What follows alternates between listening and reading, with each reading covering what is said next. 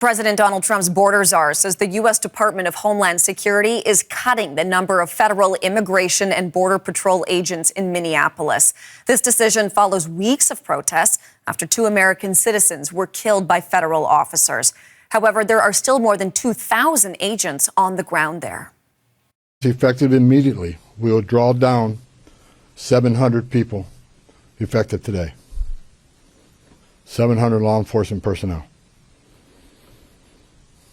We have also fully integrated CBP personnel into the ICRO team structure under one unified chain of command. Not 2 chains of command, there'd be 1 chain of command here. The CBC's Aaron Collins is following these developments, for us from Washington, and he joins us now. So, Aaron, we'll get to the U.S. border czar's announcement in just a moment here, but I would like to start with Homeland Security Secretary Kristi Noem. She held a news conference last hour. What did she say? I think the short answer there, Hillary, is not a whole heck of a lot new anyways, right? Pretty familiar refrain from the Secretary of Homeland Security. So Noem made this short speech at the border wall on the U.S.-Mexico border. There wasn't any new announcement. No questions were taken. And the message was pretty clear, right? It was a celebration, she even used that word, of the Trump administration's efforts to dramatically reduce immigration. Have a listen. Because of President Trump's leadership and his bold action, this country keeps breaking historic records. In fact, we have the lowest crime rate in this nation right now because of President Trump and his strength in securing our border that we've ever had in the history of this nation since we've been tracking crimes. The lowest murder rate that we've ever recorded in this country, and that's because we enforce the law and we hold criminals accountable for what they do to perpetuate violence against the American people. So we've heard this before. This, of course, all comes as, ICE officers are being roundly criticized for their deployment in Minneapolis, as you mentioned in the introduction there.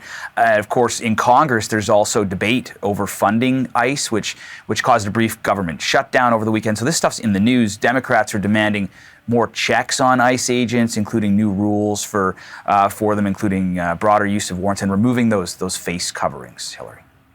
Okay, and Aaron, let's get back to those earlier comments from Tom Homan, Trump's border czar, because he was speaking earlier in Minneapolis. What was his message?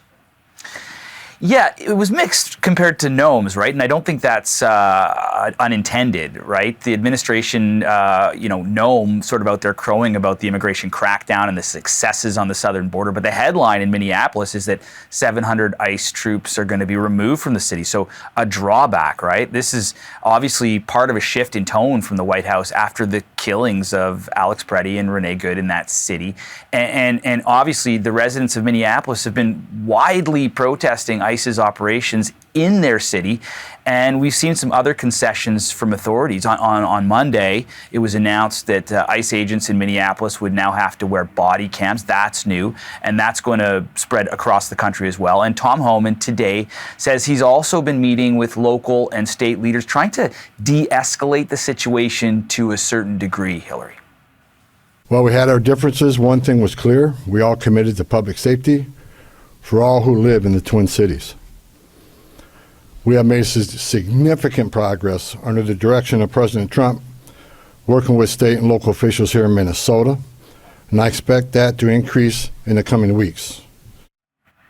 So certainly a bit of a conciliatory tone there from Homan, but Homan's clear ICE isn't abandoning its mission in Minneapolis. And just to put this reduction in ICE agents in perspective, you touched on it earlier, removing 700 agents, that still leaves 2,000 in the city.